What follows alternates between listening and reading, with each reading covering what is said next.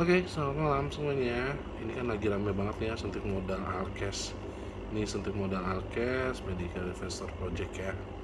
Jadi sebenarnya itu ada table data sheet-nya harusnya kalau yang sesuai yang resmi itu ya.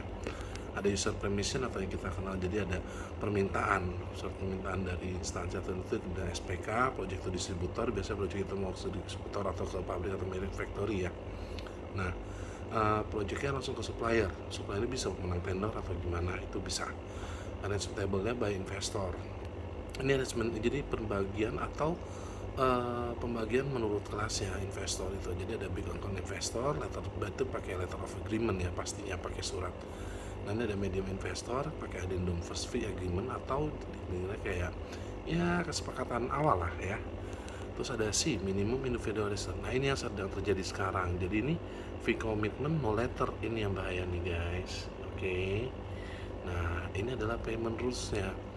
Jadi user data sheet deadline to distributor atau factory dulu projectnya, kalau itu memang langsung ya, project supplier close result with commitment fee to distributor. Jadi ini nih yang membayar kita di distributor ini, dan semua investor result to distributor with commitment fee.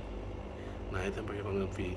Deadline itu biasanya harus 1 hari sebelum udah selesai semua, jadinya itu udah selesai semua ya. Ini ya udah selesai semua.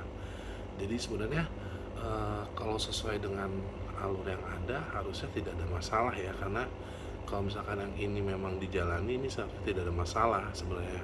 Suntik modal itu tidak ada masalah. Nah yang bahaya itu memang yang kita langsung ke diagram Farmer Sabuk di kategori 1. Kita lihat ini adalah keuangan yang di biru ini adalah pemerintah, yang tengah ini adalah pemenang tender atau investor, yang ini yang abu-abu ini investor nih.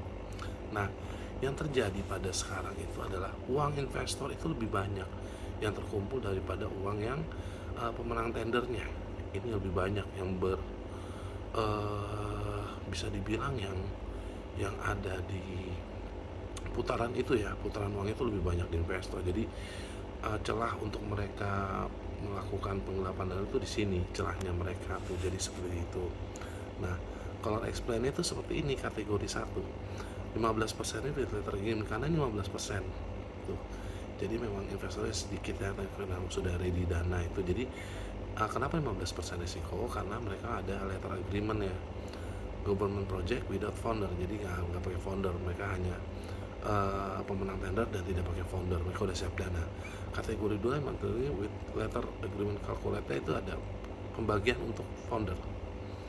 Pembagiannya ada karena founder mengeluarkan uang lebih banyak ya, ada pembagiannya, itu ada pembagiannya. Kalkulatnya 70% founder.